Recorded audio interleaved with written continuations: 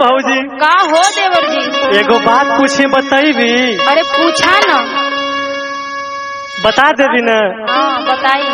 अरे बिया भैला के बाद का होला रे? दत तो तुम पगला हुआ का हो? ये कुल पूछल जाला? अरे ना जाना तो पूछबे न कर। ये कुल बात ना पूछल जाला। पूछी बताइबी? पूछा। सुन। अरे पहले दिन कैले का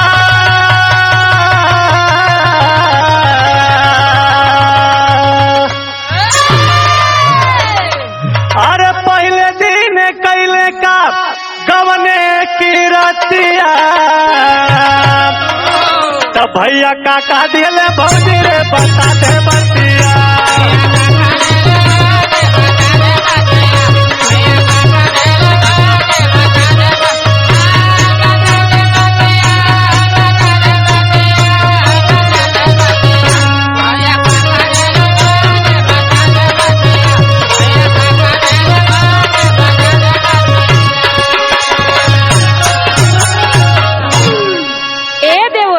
का हो भौजी?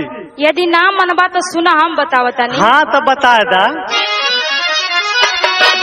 पहले किलिया लगौले से जियले रतिया। अच्छा ये बात। पहले किलिया लगौले से जियले रतिया तो मजा मार लिहल राजा जी फूटा के रतिया।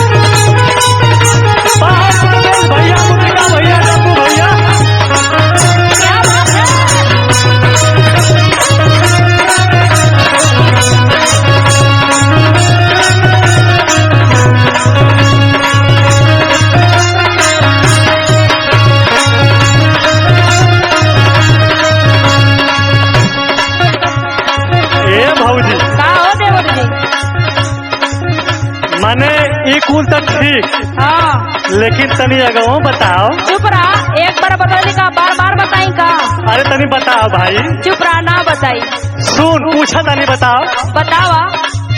मुँह दिखाई का दिहला बताओ बाबूजी।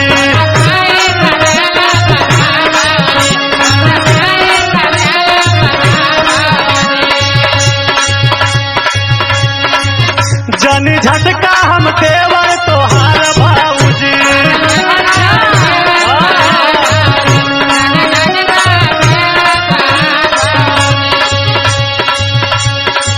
मुँह दिखाई का दिहला बताओ भौजी। जनी झटका हम देवर तोहार भौजी। अरे नीचे बिछल की चटाई रात टूटल खटिया। नीचे बिछल की चटाई रात टूटल खटिया। भौजी का दिला भैया रे बता दे बतिया।